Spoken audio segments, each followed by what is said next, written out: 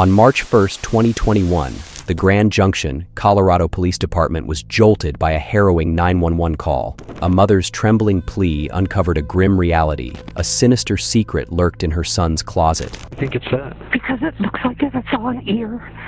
Is it bloody or does it like anything like that? I just need to come. Do I have to take a picture and send it to you? Little did they know that the discoveries that awaited them would plunge them into a nightmare beyond comprehension. Brace yourselves for a tale so unsettling it defies belief. Viewer discretion is advised. In this video, we cover the harrowing saga of Brian Cohee, presented by Tainted Tales. Just before dawn on February 28, 2021, emergency services were summoned to an unconventional scene. At 2:48 a.m., officers rushed to the Blue Heron boat ramp where 19-year-old Brian Cohee Jr. was having a tumultuous night. How do we call a tow for that? I don't know, because he'd have to get in the friggin' water. Yeah. I called Black's Towing. They want me to text them a photo of the car because they think they might be able to pull it out. Okay. So you're already in contact with them? Yeah, but I only have like 10% battery left on my phone, and now he wants me to text him a photo of the car, and I'm like, oh, good Lord.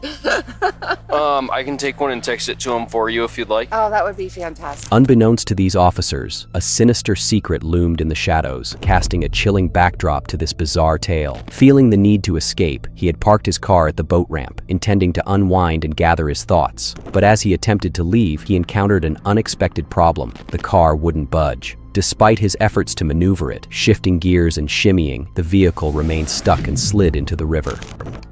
Yeah, he's an inexperienced driver. Okay. Put his car here on the angle, and he got out and like just looked down for a moment, and when he went to get back in, he wasn't able because of the angle to pull it out. I don't know. He's right there. Okay, we'll talk to him real quick.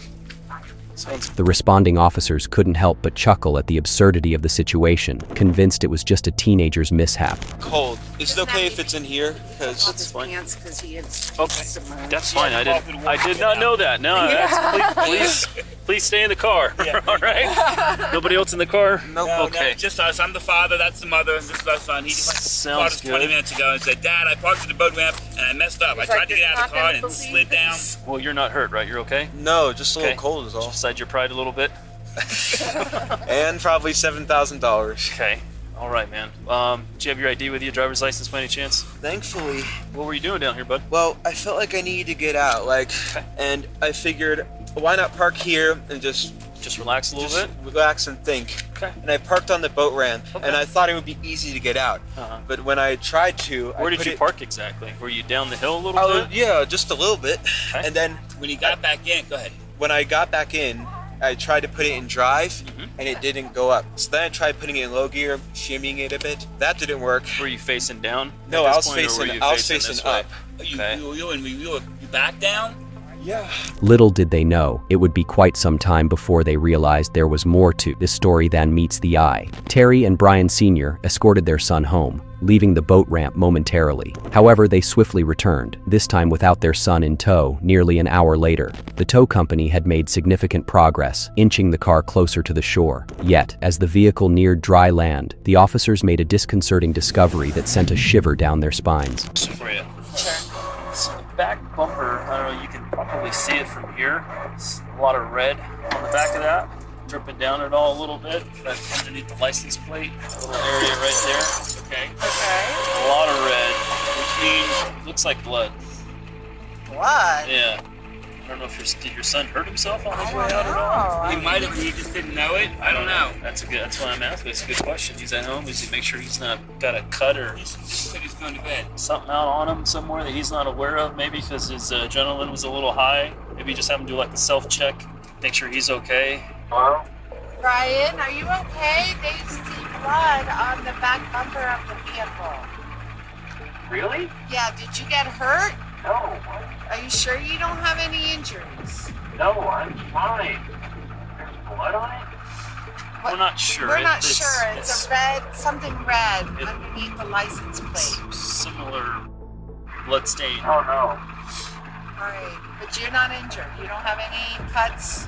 No, I don't know what would cause blood or whatever it is on the bumper. But you're not injured. The officers couldn't shake their unease about the mysterious red substance staining the bumper, but ultimately, they released the car back to the Cohee. However, the following day, on March 1st, police found themselves once more at the Blue Heron boat ramp. This time, the focus shifted to a homeless man named Warren Barnes, reported missing from the area. How do you know Warren?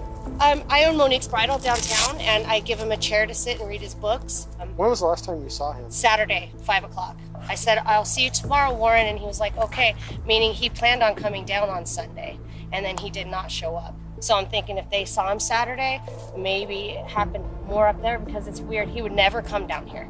He would never come all the way down here. He doesn't have a camp down here or anything? No, he worked for People Ready, and someone found the wallet and called People Ready this morning, and they said that everything looked like it was in there because he doesn't have much. And I just gave him $20 for beer, so I know that he had maybe a couple bucks. So they found his wallet just down here at the boat ramp? I was up every morning, every day without fail, like at 6 o'clock, sometimes a little sooner, and we always let him in before the customers. We give him free coffee. He's the nicest old man ever. Do you talk to him at all? All the time. So every morning it's around 6? Yeah. Without fail?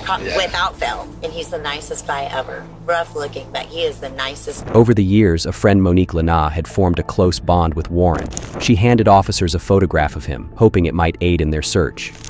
What raised concern with you today to report him missing? Because the place People Ready called to see if I had seen him, because he didn't show up for work, and he's never once not shown up for work in the 4 years he's been working for them. So I said no, and that I hadn't seen him since Saturday. He's camping down here? No, she's never seen or heard of him being down here. That's why I'm freaked out, because there's no way he walked all the way down here and his wallet just disappeared. In how many years? 4 years. Yeah, that's as long as I've been. Curiously, it was Brian Cohee's father who reported finding Warren's wallet in the most unexpected place, the now recovered Ford 500 that his son had inadvertently sunk in the river. With suspicions stirring, Brian's mother, Terry Cohee, ventured into her son's bedroom to investigate on March 1st, 2021. The day after the car incident at the boat ramp, little did she know, she was on the brink of a horrifying discovery as she opened her son's closet, stunned and horrified by the gruesome discovery of a human head in her son's closet. Terry Cohee fought to maintain her composure. Despite the shock, she possessed the presence of mind to shield Brian from the unsettling truth, while she urgently contacted the police to their address. We wanted to make sure he was here before we called. How old is he? 19. He's had a little bit of a fascination with the morbid, but he was channeling it, I thought, into becoming a crime scene investigator, but not so much. Do you think he's going to be cooperative with us? I don't know. I don't think he'll be violent. Just came back from his friend's house. Does he have any weapons in his room, or do you guys have any in the house? I don't know. I think that he has a shotgun, but we can certainly remove it immediately before he gets in his room. He's out by the car now, so. Is the bag still in the closet? No, it's in my kitchen sink. And there's a secondary bag that I have not opened. It's currently covered with a towel. And there's a second bag? There's a second bag, though I don't know what's in it. I didn't open it. I'm sorry. Did he took the second bag out of the closet? I took the second bag out of the closet and put it in the sink. Where's Brian now? I think he's still outside. And you're in the backyard now? I am, yes, because I don't want him to hear. Deputies from the Mesa County Sheriff's Office swiftly arrived at Brian's address. Cooperate. I am going to cooperate. Okay, so parents have some concerns of some stuff they may have found in your room? Yeah, I believe so. And what would it be? A human head and hands. Do you have anything on you that's going to cut, poke, hurt, stick me anything without reaching for nothing? Don't reach for nothing. My phone and my wallet, that's okay. it. Well, I'm going to have you face that way. Put your hands on top of your head for me real quick. I just want to make sure you interlace your fingers for me real quick. With respect, the deputy requested permission to enter the house to verify the grim contents of the kitchen sink. Make sure that guy goes in the car first. I can take it. You can go in the sink, right?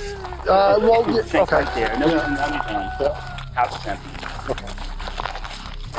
I had a bag feeling about what happened this weekend. Okay. And she said there's a bag in this closet, and she opened it up. And she called me and said, get over here right now. Following this unsettling discovery, Brian, accompanied by his parents, was taken in for interrogations. Okay. Let him to see it. We didn't want him to run. I don't want to look at it.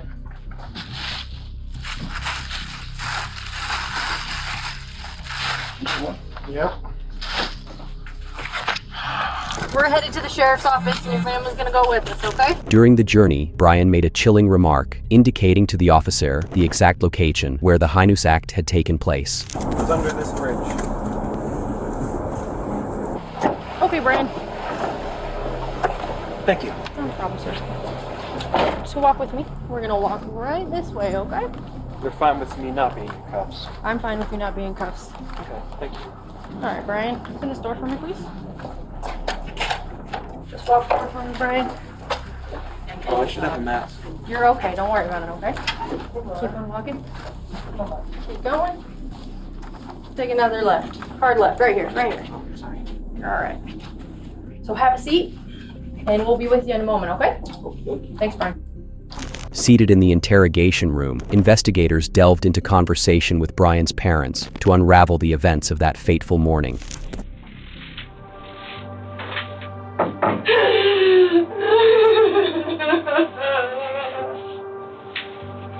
Just take your time. Take as much time as you need, okay? So I know very little about what's going on today. What started all of this going on? Brian Cohee Sr. disclosed a disturbing find in the car's glove box, a large knife followed by the discovery of the wallet. Acting on the information gleaned from the IDs within, he chose to confront his son. However, Brian adamantly denied any significant involvement with the wallet, claiming he merely stumbled upon it and picked it up at the boat ramp. Just to continue, and I opened the glove box and there was a knife in the glove box. Underwater. Glove box. Very large knife. And then, as I go around the passenger door, I open the passenger door, and there's a wallet in between this door. And I open up, that's not Brian's wallet, it's frozen solid. That's not Brian's wallet. So I take him aside, I end up getting one of the wads of cards out, and there's a label ready. I read that, so I call it label ready. And then another one, there was a social security card. I was like, hey, this is a weird call, but I've got a wallet here with so-and-so's name, and I'm hoping he works for you all, or you subbed him out or whatever. Oh yeah, my one, we've been missing him. Yes, he didn't show up today. Okay, well I found his wallet at Blue Hen Boat Ramp. So here's my name, here's all my information. If you get a hold of him, tell him I found his wallet here at my house. Okay, so I left that like that. Called Brian. Brian, what's going on? Why is there a wallet in the car? Oh, I found it down at the boat ramp when I was down there walking around. Okay, and he was so sincere. I took it all. I want to believe him. He's my son, sure. We found out, Brian, how come, all this going on in the last 2 days, how come you didn't tell us about the wallet? Dad, I was just so excited with all the goings on, my car getting towed, look at this wet now, almost started. I didn't think about it. I didn't think it was important, Dad. I'm like, Brian, who is this one, whatever guy? Dad, I swear to you, I only know one more, and he's my school friend. It's not him. I believe him. There's blood on the bumper. Right. And I'm like a smear of blood. And I'm like, that didn't come from that cup. And I asked him, Brian, you tell him the truth. I knew. I didn't want to believe it. Something was going on. I had that gut feeling. Despite the ominous signs, the family chose to push aside the peculiar incident at the boat ramp. Little did they anticipate the spine-chilling discovery Terry would make the following morning. His room, cleaning up, putting some things away, and he has a Rubbermaid container in his closet. So I just kind of started digging through, going, what is this stuff? Like moms do. Sure. And I saw a plastic bag, a white plastic trash bag. And I was like, what in the world does he have in here? And I picked it up, and it was heavy. And I held it in my hand, and I was like, what in the world is this? What in the world? Is it like maggots covering something? Or I don't know. I better take it in the sink. So I carried it out to the sink, and it was double bagged. So I ripped open one bag, and I saw old blood. And I went,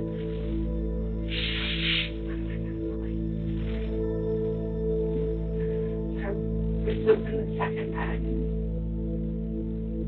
It was all the bag. It's so beautiful.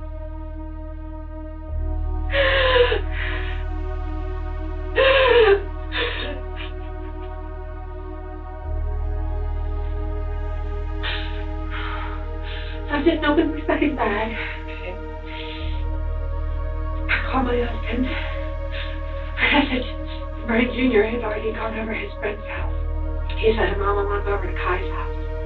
And I said, okay, but, don't be over there too long. He goes, yeah, I should only be over there maybe 3 or 4 hours. It's good to hang out with her. And I said, okay. While Brian's parents conversed with the detectives, investigators Pete Berg and Lisa Norcross entered Brian's room. Over the next 2 hours, they would be regaled with a shocking tale of blood-curdling evil. Before the interview concluded, they would uncover the dreadful truth about Brian's ill-fated trip to the boat ramp. Brian remained cooperative and amiable with the investigators, much like he was with the deputy who escorted him to the sheriff's office. This is Lisa. Hi, how are you? Okay, you? Good, thanks. Never really good. Okay. Trade me seats? Sure.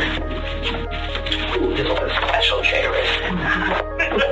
No, the special chair because it's soft and I won't. However, his nervous trembling and constant thirst hinted at an underlying unease, suggesting he might not be as composed as he appeared. The question lingered: was he anxious about his fate, or perhaps excited about the attention he was receiving? It's important to note that according to his mother, Brian is diagnosed with ADHD and autism, and leg shaking can be a typical stimulatory behavior for individuals with these diagnoses. After being read his Miranda rights, Brian agreed to speak with the officers. When investigator Berg inquired about how Brian arrived at the sheriff's office, Brian didn't hold back. With a tone and a head tilt that hinted at a touch of arrogance, Brian made the ultimate confession. I murdered someone. Okay. In fact, he seemed all too eager to delve into the details of this horrific crime with the detectives. Tell me as many details as you can remember. So, because Murray going to jail for the 15 years probably? I have no idea. We're at the beginning. It's murder. I'm going to jail for 20 probably, but so I figure I fight it. Okay. So what's important to me is to learn as much about you and what you did as I can. Well, many details you can give me. Brian's courteous demeanor only amplifies the surreal depravity of his confession, making him a rather unique suspect. Despite maintaining a spirit of cooperation, there's an underlying concern about the aftermath of the interview. February 27th, it was a full moon, and I figured I could see so well, why not try it out? I am in a bad state of mind at that time. I have major depressive disorder, so I am not thinking just positively. Okay. And I'm cruising around for an hour and a half. So I fill up on gas halfway through, and I'm eventually driving underneath the bridge near the sheriff's office. I'm bad with words. I'm just. By the way, I'm a habitual late shaker. I have a question. You said people who have committed crimes like me, do we stay in this county jail or are we moved? It all depends on what the judge says. It's intriguing to observe how he compares himself to other killers, almost as if he perceives himself as part of an exclusive club. Brian proceeded to recount the entire ordeal to the detectives in the most nonchalant of tones. At this juncture, there was no denying his excitement to divulge every detail of his horrific deed. Yes, I was at the bridge. I was cruising. There was a road underneath, right? Under the overpass. And I was driving along, and I see a shape here on the railway track. So I'm like, oh, interesting. So I go up, and as I'm looking, I see a large thing wrapped in a canvas. Okay. And I'm like, that's a homeless person. So I grab my knife, I put on 3 layers of gloves, because plastic gloves can betray their users because they're so thin, the vinyl gloves, by putting your fingerprints through. So I put on 2, 3 on one hand, I took the knife, I pulled back the canvas, and I stabbed his neck. Okay. He was panicking at first in his old man voice. He was in his 50s. I know why I call him old man. He was saying, "What are you doing? What are you doing? Why? Ah!" And I just kept on stabbing his neck. Is it okay if I do a demonstration? Oh, yeah. This is him. I was strapped on top of him like this. Okay. And he couldn't fight back. It was actually surprisingly easy. I was barely breaking a sweat. I thought, oh, this guy, he's going to be tough. But no, it was actually surprisingly easy. And during the time I was growling and making animalistic noises. Not only did he seem pleased to be in control of the narrative, but he also appeared to be relishing the memory, evidenced by a chilling smile. And in half. Okay. And when I was finished stabbing him, he took out his last breath, a grunt, and his head was halfway cut off in stabs. All the while, no, actually, after I killed him, I just couldn't stop saying, stinky, dirty, dirty, stinky, stinky. I wasn't smelling anything, but... As for any question of the crime being premeditated, Brian admitted to having donned 3 layers of gloves, which he had conveniently brought with him. Brian's laughter and casual remarks reveal his mindset, indicating that he sees nothing wrong with his actions. What sets Brian's confession apart is the meticulous level of detail he provides, interspersed with his casual commentary and jokes. Okay. But you remember doing it, so... Yeah. I suppose it was just me speaking out my mind at that moment. It was a pouring out of the mind. Were you worried about, I mean, this looks like it's pretty close to the road and stuff. Somebody seeing you or catching you? It was 11 p.m., so not many were driving by. Well, it was behind the pillar. So, like, here's the road. It was here. So people would only see a brief thing here and here. So, were you worried about them seeing you? I was worried about one of them stopping. What did you think could happen if somebody... Well, if they looked, well, it was quite dark under there, so they wouldn't have seen the guy unless they looked. They would have seen me holding a bloody 12-inch knife, wearing gloves, and wearing a mask to conceal my identity, a face mask. Okay. So you weren't doing it for COVID, you were doing it to hide your face?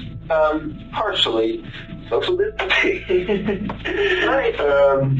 Yeah, but no one stopped. And I'm just like, proves the bystander effect. This attention to detail convinces investigators of Brian's full honesty about his actions. It's also noteworthy that morbid humor has always been one of Brian's trademarks. That was when I was doing gas, when I filled up. What happened was, because I don't want to be seen in a gas station with a knife poking out of my pocket, I put it in the car on the back seat floor. When I'm done with it, I try and grab it, but my hand slips and grabs the blade, and as I pick it up, it slices these 2 fingers. Okay. And then, let's see. Yeah. And then after that, I stripped his clothes. I cut open his belly to see his guts. They're really pink. Sorry, that was morbid. Brian delves into further nauseating detail about the post-mortem mutilation of Warren Barnes. Okay. And then I cut off his hands. I put those in plastic Ziploc bags. And then I cut off his right arm at this joint and at this joint. And then at this arm, I tried cutting it here, and then I tried cutting it here, but what happened was I accidentally broke his bone. This one, it was poking out, and so I left that one here, partially cut, dismembered here, bone sticking out. And then I left his body there, and then I took the head, put it in a leftover pizza box from the dinner a few nights ago. And then I took the hands, put them in the back, drove home, hid the hands and head in my room, cleaned the knife, threw away the garbage with the blood on it, and then put the blood stained, wasn't stained, it had splatters on it. I put it in the dish, in the washing machine. What did you put in there? I put the outfit I murdered him in the washing machine. Yeah, I was wearing. Okay. In a washing machine, put it on high speed so it would effectively remove the blood. Washed it twice. Notably, he describes not only the gruesome acts, but also the calculated steps he took to evade detection. The interview grows increasingly bizarre as Brian enthusiastically outlines the dimensions and location of the crime scene, akin to a police lieutenant briefing their officers. Him open, you cut his arms off, his hands off, all that before you went home? Yeah, before I went home, I tossed the arm bits around. Like, I took the right arm bit, threw it out, took the left arm bit, threw it out. So it's somewhere around that bridge? Yeah, but look in a... Because I know crime scenes can be a very wide area. You're going to want to look in a in a 10-foot area. So like, this is a zoom in. So here's the road. And here's where my car was parked. His corpse is here. With the information provided during the interrogation, police officers swiftly descend on the area, only to encounter a scene that will undoubtedly haunt them. Body parts strewn about under the bridge. There's an arm, there's another arm. Do some pictures. There's another one. I don't have a clue. This is like something out of TV. Yeah. Discussion with the deputy chief about how these kids don't have any. Right here's a leg. That could be the upper arm or a leg. Well, there's 3. There, and there. Pieces down there. I mean, if we can get the lab out here, that would be the best thing. Oh, got another camera there. Holy hell. As officers less than half a mile away assess the bleak crime scene, Detective Norcross delves deeper into the whereabouts of the rest of Warren Barnes's remains. As of now, investigators have only recovered a head, hands, and several pieces of arm, leaving the mystery of the rest of Warren Barnes's remains unresolved. And the hand at your house. The head I put, because it was starting to stink, I was planning on throwing the head and hands away. On the trash bag, not in the kitchen trash. But they were both in trash bags. The head was in a trash bag, and I tied up the trash bag. Hands, I put in a trash bag as well. They were in Ziploc bags. And I was planning, do they sell empty paint buckets?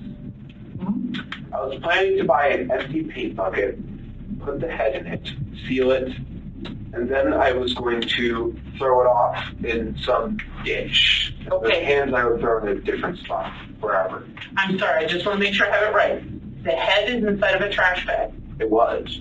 Well, where is it now? In the kitchen sink. My parents searched through my room and they found the head and hands. Okay, and so are the head and the hands in the kitchen sink now? Last time I checked. Okay, so they're in the kitchen sink now because your parents put them there. But they were in my car. The mind reels at Brian's nonchalant attitude toward discussing the murder and dismemberment of a human being. Right, like a kitchen one or what? Like a kitchen okay. White kitchen? That you put in a trash can. Yeah. And then what about the hands? They were inside Ziplocs, you said. Both in the same, both in a different trash bag. Okay, the white kitchen trash bag. Yes. But now they're in the kitchen sink. Yes. And you talked about cutting, I used to be a meat cutter. I know it's not easy just to cut off hands. Oh yeah, it was with the knife. I was just. So did you practice on anything else? No. Or how did you know how to do it? No, I just went along as a process. The bones, I just pressed the blade down and went. Sever them at the ligaments. Okay. And how hard was it to do that? To get them actually? Not particularly hard. I was just more frustrated that I broke this bone. So if you hadn't got frustrated, what was your... I mean, it sounds like what you did, we know. Did you have a different plan? Why were you the original? Because I always wanted to know what it felt like to cut up someone. Okay. So the arms just... So why did you stop? Where did you stop? Because the arms were... That's it. And that's all I wanted to know was like cutting off a limb. And I'm just like, okay. It's an astonishing level of premeditation for a youth offender, and even more shocking considering his age. His executive functioning is far from fully developed, yet he meticulously planned this crime. It's not college study or school study. It's like a passing interest. I understand. What were you worried about, like leaving evidence behind? Or totally. So tell me about that and what you did then. Well, I was figuring the police don't. This is not to be taken offense, but police, they don't seem to care as much about high-risk individuals, homeless people, prostitutes, etc. So I was deliberately looking for someone who lived that type of life. And I found a homeless person, and the original goal was just in there. But I was worried about the fibers on the outfit I was wearing that would be on his clothes and stuff. So I deliberately messed up the clothes. It's chilling to consider what he might have been capable of had he not been apprehended. Throughout the interrogation, Brian remains engaged, casual, and even jovial as he recounts his mindset on the night of the murder. His detailed concerns about avoiding detection will pose significant challenges for his lawyers in mounting an effective insanity defense. Sensitive place like that one. I wouldn't just go up in Clifton and find someone walking down the street and stab them. No, that's too public. Everyone sees that. Well, have you looked like at the homeless places or anything in the past? I have, yes. I'll go on night drives often, maybe once every 2 weeks. Now just peruse the streets. So before this guy, how close have you come in the past? Not at all. Not at all? You just drive around and... Yeah, look, just try and find... Is anybody interesting and... No. In your mind thought of a plan? Well, occasionally when you see girls walking down the street, I take a glance at them, because it really is like Ed Kemper, where half of me says, well, I'm quite inept with women. I'm being honest, I'm no Casanova. But half of me says, I want to take that girl home and make her feel nice. And the other half of me, just like what Ed said, is I want to see what her head looks like on a stick. Brian's description of his detestable mindset is delivered with a smile and a laugh. His obvious excitement in recounting both his thoughts and the murder raises questions about his psychological history. Furthermore, internet searches Brian made suggests he may have considered other disturbing plans as he searched for how people react to a home invasion. However grisly Brian's sense of humor may appear, it's worth noting that it's a trait familiar to his friends. One of Brian's friends, Patrick Rehor, spoke with the police. Our group was like really weird. We were like all of those. We're just a group of people like didn't really fit anywhere else and ended up like finding each other at different points throughout school. We were just all kind of weird together, and so like the off-color stuff and like anything that like seemed weird, I just kind of like took for Brian being Brian and just kind of tried to accept it. However, even his friend must admit that Brian was different. Our friend group would joke about if there was one of us that would like be a killer, it would be him, but it was like meant as a joke and only as a joke. I don't think any of us actually thought that something like that would or could happen. Detectives diligently probed Brian's psychological state, particularly because Brian claimed to have a schizophrenia diagnosis. Issues or disabilities. At 5, they were told he had ADHD. Okay, so we put him on ADHD medicine. I think it's a during the summer or weekend, probably in middle school, and he started exhibiting antisocial behavior, just saying things to get kids riled up and thinking it was funny. And then when he switched to Fruita High School, he did okay in 9th grade, 10th grade, he got in a lot of trouble, a lot of behavior issues. 11th grade, we had a big meeting, and they said, kids don't finish. So we put him in R5. We took him and did some testing for ADHD and whatnot, supervision of rehab. And the doctor had said, yes, he's ADHD, yes, he's autistic, yes, he's this. Oh, and there's some indications that he should get further testing because of potential psychosis. And I asked about referrals and costs, and nobody is down to see him. Okay, well, seems to be doing good. You know, he graduated high school, he works at Safeway, and he's been working there for a year in August, and he's there part-time. And he said he's not taking his medication, or is he on medication now? He's on ADHD medicine, that he takes before work on his part-time job, and he takes sertraline, which is an anti-anxiety, antidepressant. So he's been diagnosed. And to the best of your knowledge, is he actually taking them? Like, do you watch him take them? I don't watch him take them, but I have the alarm set, and every 9 at 10 p.m. I say, Brian, take your medicine. And he says, I know, I am. And as I looked at his pill container, I mean, his billing, you know, seems to be going down. So I assumed about, I'm thinking, 3 years ago. They sought to determine if he committed the crime under the influence of command hallucinations, which could potentially lead to a plea of not guilty by reason of insanity. However, Brian denies experiencing any auditory hallucinations. Why did you have that? I don't know. Possible to tell. Self-diagnosing is foolish. Yeah. But do you know, schizophrenia is pretty clear because people recognize they have a different personality in there. I don't have any hallucinations. Okay. I had delusions, I guess. Okay. Like years ago, I thought I was obsessed with people staring at me. Okay. Like I felt people watching me from every window. The birds were looking at me, watching me. Okay. For greater purpose. That was a delusion, I suppose. Right. But you don't have times where you feel like another personality is in your body? No, you remember all this. That's dissociative identity disorder. Right. Schizophrenia is.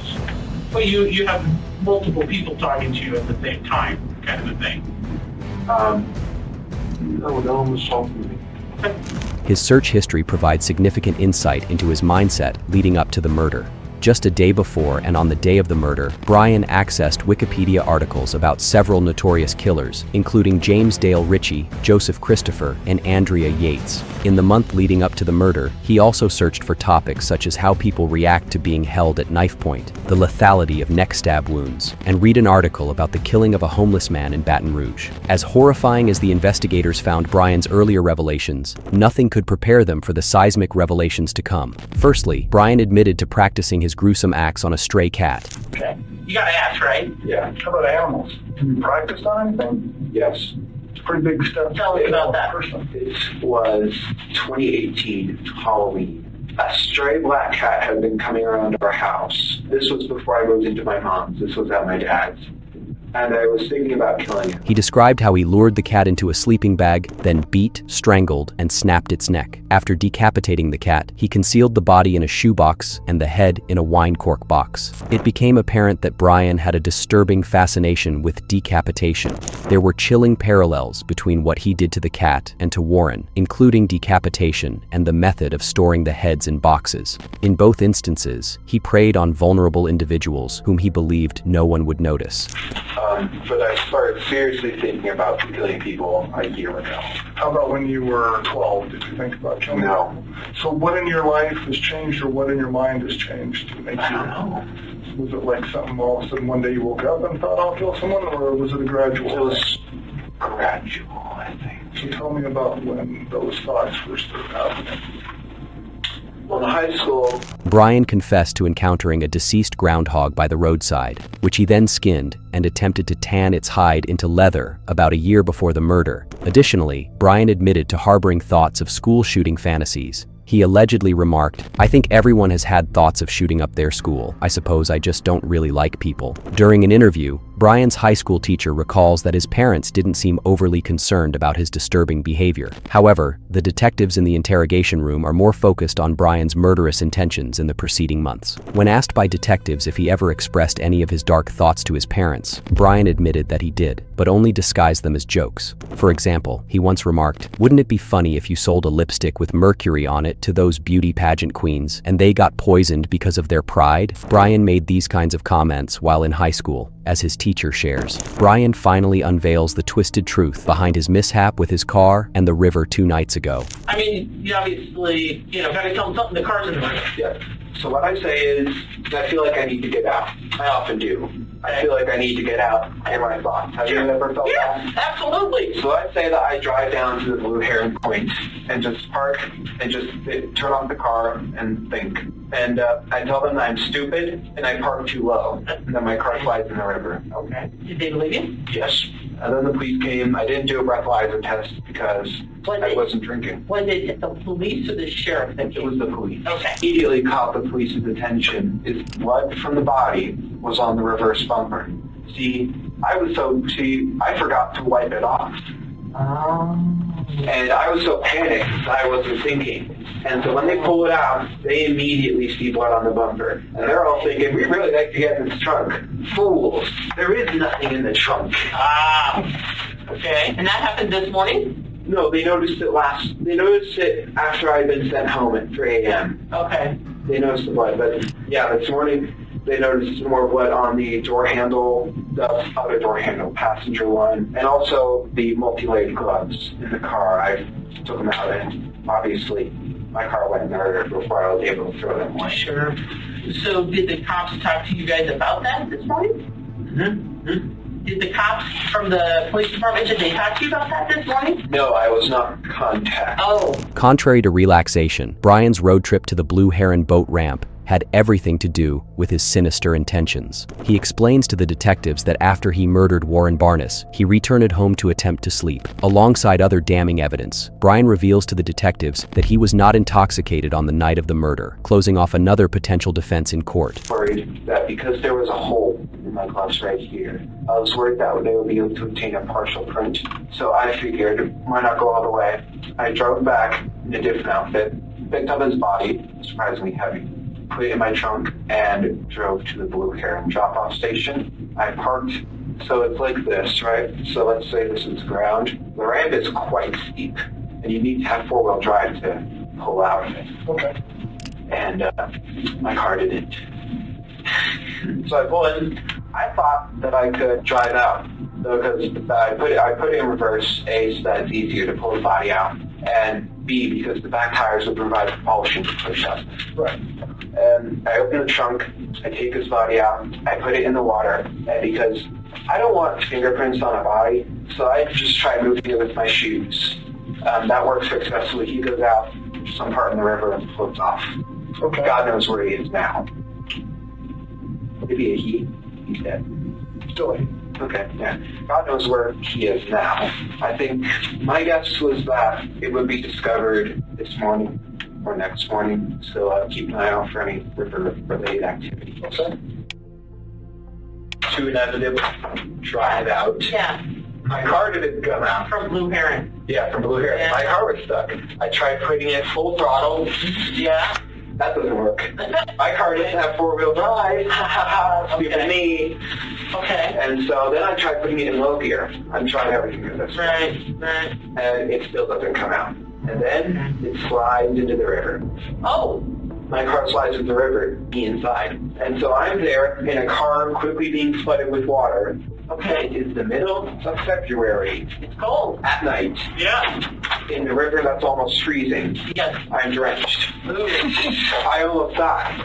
So I'm able to climb out. I don't see the body, so I assumed it's traveled a bit. Okay. I come up, and I'm sitting there. I need to act fast or else I'll die of hypothermia. I'm panicking a bit at this point. I'm going to be like, this is what I'm going to be remembered for, dying of hypothermia and a botched attempt at hiding a body. And I'm just like... His clear understanding of right from wrong is further demonstrated by his search history on the day after the murder, where he looked up how to wipe data from an Android phone, whether a river could wash away evidence, and how to dispose of organic refuse. Additionally, his search history contains numerous queries about serial killers, a subject of great interest to Brian. The Ted Bundy book? No, it was on the internet. Yeah, okay. All right. And Pete has studied him too. You know, so... Crazy. Do you know who had Ed Gain? No, in California. Yeah. Ed Kemper. Yeah. Studied him? I know of him. He was one of the places. He was a Goliath. He was 6'9", 300 pounds. So can I ask you a question? Almost all those people did this for some sort of, whether they had sex with the body or it was some sexual gratification in their mind? Criminology, there's different types of... I'm not a serial killer by no means.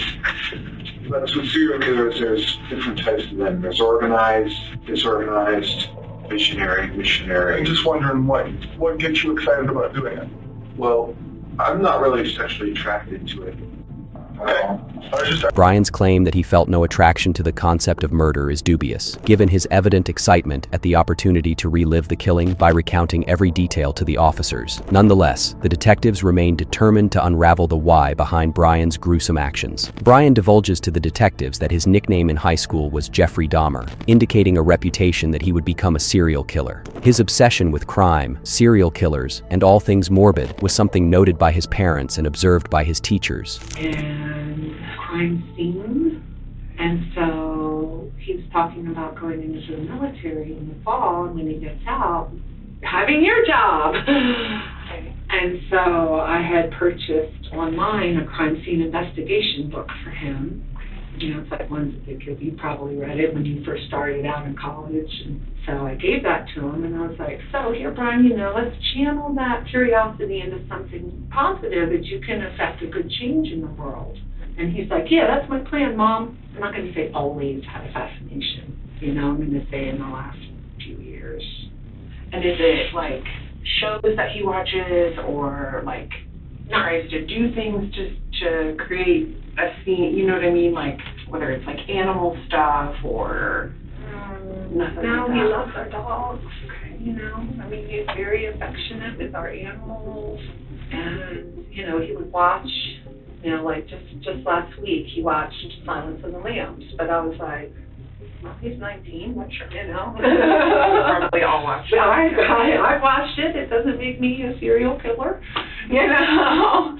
Right. And he watched The Zodiac Killer over the summer a couple of times. Activities, sometimes we would have like different personas or whatever, and he'd be like, I'll be Jeffrey. I'm like, no, you're not. I do remember that specifically. He was very obsessed with Jeffrey Dahmer, and is it Dylan Klebold, the Columbine shooter, was obsessed with him. I remember actually talking to my mom and saying, take this name to your prayer group. I mean, and I remember talking to another teacher and saying, if any kid's gonna shoot at Fruita Monument, it's this kid.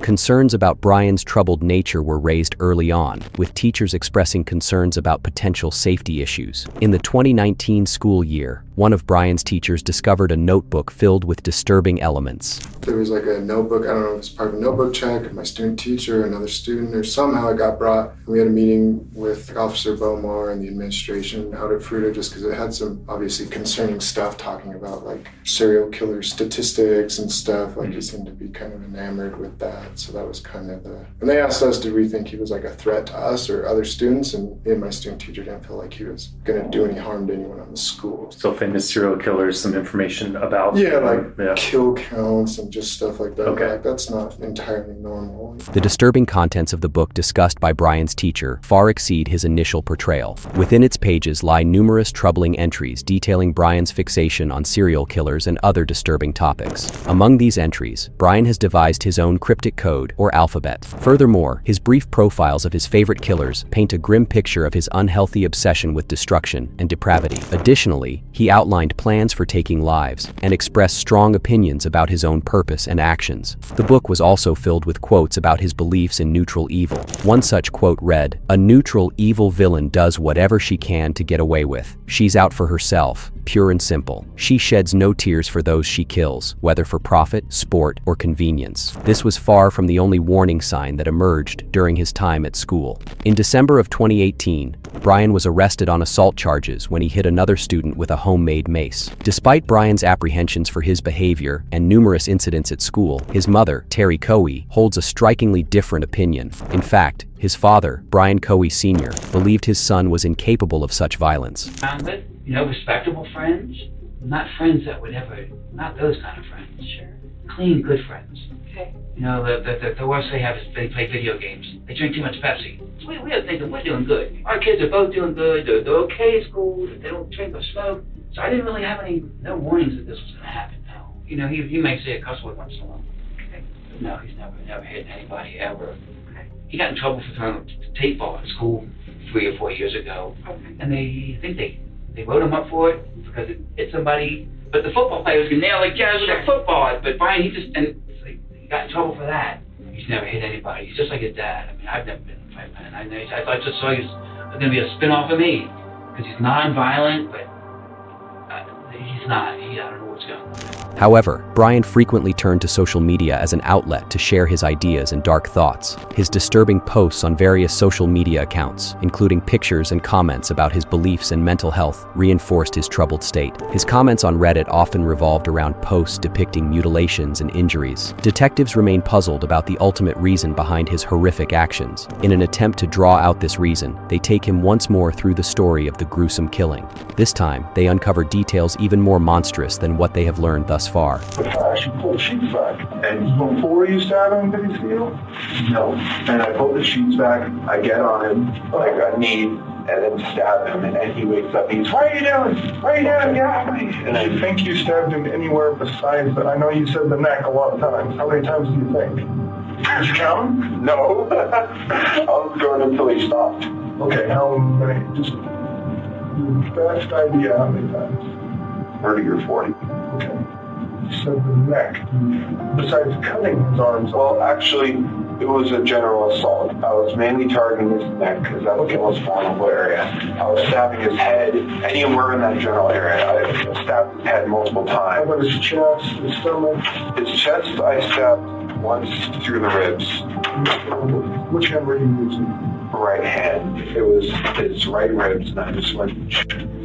I sliced open his belly, carved up his leg. Not like I made several slices at his leg. Why did you do that? I was just doing everything I thought of at the moment. Then I cut off his head. I gave him a Glasgow smile. A Joker smile. Why were you doing that? I suppose it was a frenzy. I was so excited, so rushed up on adrenaline every day. And I paused and he said, "Why are you doing this?" And I said, "I've been wanting to do this for a long time." Let's talk about before you were sure he was dead. Where else did you stab him before he was dead? Nowhere but the head and neck. Okay. When did you stab him in the chest? After he perished. Okay, and how did you know he perished? He let out a final gasp. Okay. And he wasn't fighting later on. He was losing too much energy, blood loss. And he just finally gasped, and I needed to make sure peace of mind, so I decapitated him, partially as for the hell of it. So let's try to go step by step. You said you stabbed him in the neck and the head while he was alive. Yes, I paused. We had a conversation where he said, "Why are you doing this?" And I said, "I felt like doing this for a long time." I continued. He died, deceased, whatever you want to call it. And then I stabbed his ribs, opened up his belly, sliced his leg multiple times. Okay. De-robed him, and then decapitated him, removed his hands, his joints. Did you de-robe him before or after you opened his belly? After I opened his belly. So you cut through his clothes to open? No, I lifted up his shirt and just... Okay. Which way did you go? Like a deer this way or like this way? No, this way, across his belly. Okay. Taking out. What all do you think you saw? Internally, what did you see? I saw his liver, his large and small intestine, and that's it. Some of it was yellow. I was thinking about taking out his heart. I was thinking about crushing the ribs and disemboweling him entirely. Okay. Did you disembowel him at all, or just cut him open? I cut him open, but his organs spilled out by themselves when I was dumping him. Did you take anything besides his head, like anything internally? No. And how did you know it was his liver? I mean, you ever go hunting, or how do you know it's somebody's liver when you open them up? It's dark, purple, brownish. Okay. It's large. Up here. I just knew it was liver. I had taken anatomy and physiology, so I knew it was his liver. That makes sense. I was just curious if you ever seen one before, you're just guessing, or how you know? I've seen some. Following these nauseating details, another shocking piece of information emerges. Brian had taken pictures of the crime scene, but had deleted them. Yes, but I deleted them entirely. Where did you take pictures?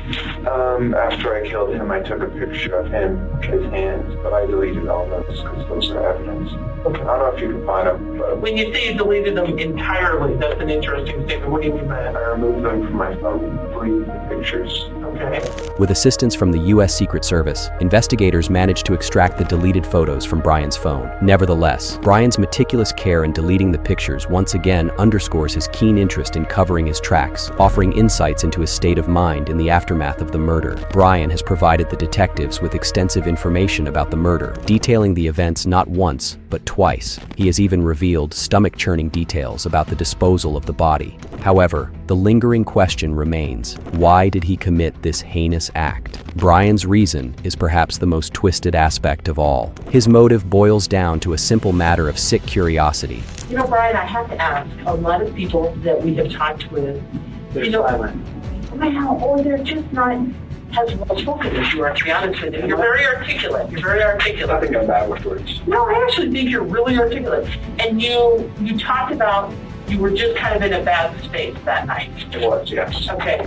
Why were you in a bad space? I didn't take my medicine, and plus for years I was wondering what murder would be like, because read Ted Bundy and the Zodiac, they all say murder is the best game in the world. So I'm like, I'm gonna try that. So for some time I had been wondering when it would happen. I always knew I would be in this building, whether it was as a criminal or a police officer. What's even more unbelievable is that Brian made no attempt to hide this motive, even as he first spoke to the police in front of his house. The young killer was fully upfront about his curiosity, a chilling revelation of the depths of his depravity. Fellow was that? Warren Brown. Warren Brown? When did he go missing? The night of the 27th. Okay, and how did you end up with him? I murdered him. With what? A knife. Why would you have done that? I've always wondered what murder felt like. Brian's teachers were all asked an identical question. In January 2022, Brian Cohee Jr. pleaded not guilty by reason of insanity, triggering a psychological evaluation. The evaluation noted the matter-of-fact way he presented the details of the murder. When asked how he felt about the killing in retrospect, Brian simply remarked, "Yeah, it's just kind of a thing that happened. It sucks, but it happened." When pressed on what specifically sucks about it, Brian mentioned being locked up, unable to see his friends, and emphasized missing video games and the internet. However, he did not express any remorse for the victim. Despite Brian's plea, a jury ultimately rejected the insanity defense and found him guilty on 1 count of evidence tampering, 2 counts of tampering with a deceased human body, and 1 count of murder in the first degree. Contrary to Brian's expectations, he was sentenced to life in prison without the possibility of parole. Currently, he serves his sentence at Buena Vista Correctional Complex in Colorado Springs. To honor Warren Barnes, a permanent metal art memorial was installed next to Monique's Bridal downtown. Carefully crafted to reflect Barnes's favorite pastime of reading books, the memorial serves as a reminder of his life and the tragic loss suffered. Thank you for tuning in to this episode. If you found it captivating, don't forget to hit the like button and subscribe to our channel for more thrilling content. For similar intriguing videos, check out the one displayed on your screen. Click now, and I'll catch you in the next video.